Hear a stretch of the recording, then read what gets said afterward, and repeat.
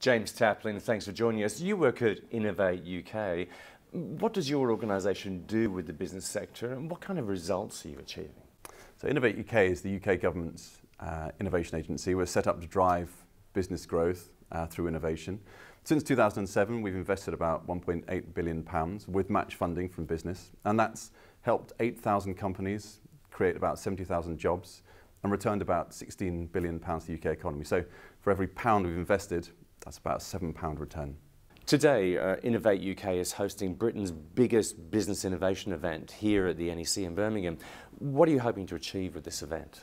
We've got 160 businesses exhibiting here that we've supported over the last few years, whether that's in the robotics sector or autonomous vehicles or advanced healthcare. And we've got another 2,500 businesses visiting. So we want to do two things with this. The first is to help demonstrate some of the great innovation that is happening in business in the UK and to really show it off and to celebrate it. And the other thing is really to bring these businesses together to help create yet more business and more innovation. So innovation happens where you have the greatest number of ideas brought together. So by bringing more businesses together, we can create yet more innovation and success. At Innovate UK, what do you think is the main future issue that businesses need to be looking at or addressing? Cities have an enormous challenge. They've got growing populations whose needs they have to meet, and at the same time they have a reduced ability to meet those needs. They've had slashed budgets, there's reduced resources available. So cities have to do more with less. They have to not just do things better, but they have to do better things. And there are opportunities for businesses who can meet those needs in a more cost-effective and successful manner. You're taking 20 UK SMEs to Melbourne for the UK's Future Cities mission. What is that event and what are you hoping to achieve? We're taking 20 SMEs to Melbourne. They're SMEs who are particularly adept at solving city challenges, whether that's transport issues or energy issues or healthcare issues. And what we're really trying to do is we want to link our UK businesses up with their Australian counterparts. So we create new business collaborations that are of mutual benefit to both of us. We want to create new business successes, and we also clearly want to bring these businesses together so that they solve real city challenges and meet citizen needs. The event, as you say, is going to be in March. The details will be on our website. If you go to the .gov.uk website and find Innovate UK, all the information will be on there. If any businesses in Australia clearly want to get involved, and we'd be delighted if they did. Australia's cities face a lot of challenges, as indeed your cities do here in the UK.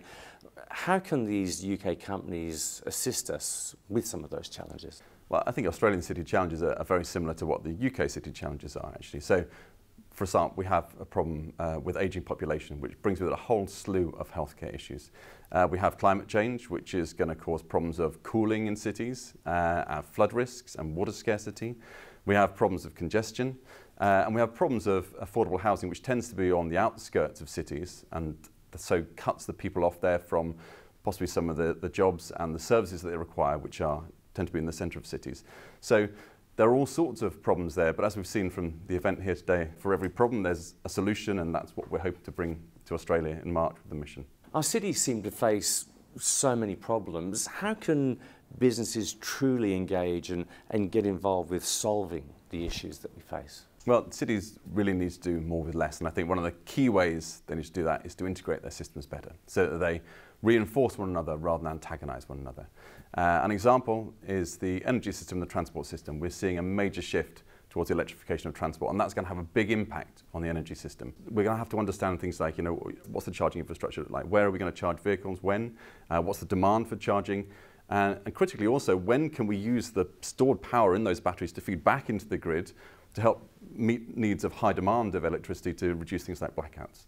Now, thankfully, we see lots of work and energy in this space already. We see lots of jobs creation, but it's not just about jobs. Clearly, if you have moved to an electric future, you have quieter cities, you have far less pollution, you have a more efficient transport, and that leads overall to a much smarter city.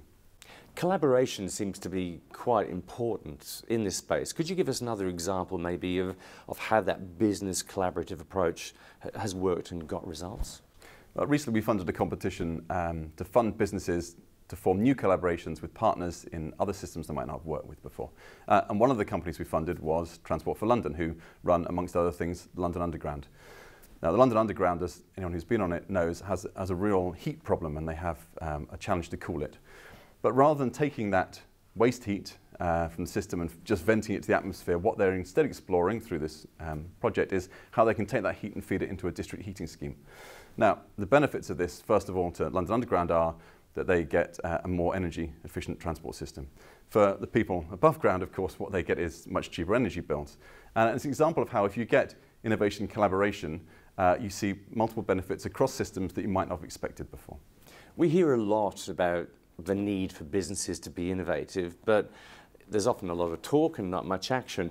It's actually quite hard to reach out to engage the business community. You're a UK government-funded body. How do you successfully reach out to the UK business community in a way that gets real results? We reach out directly through our grants and our loan scheme and through events like the one today. We've got 2,500 businesses. We also fund the Future Cities Catapult, which takes many of the best ideas to the next scale. So since 2014, they've helped 350 SMEs grow their business, and we find it's a really effective way of maximising the value of the investment that we're making. Final question, why should businesses take innovation seriously? When a business innovates, it contributes their resilience, it ensures their growth, and it contributes to the overall sustainable growth of the economy, and that's critical to all of us. James Taplin, thanks for joining us. Thank you very much.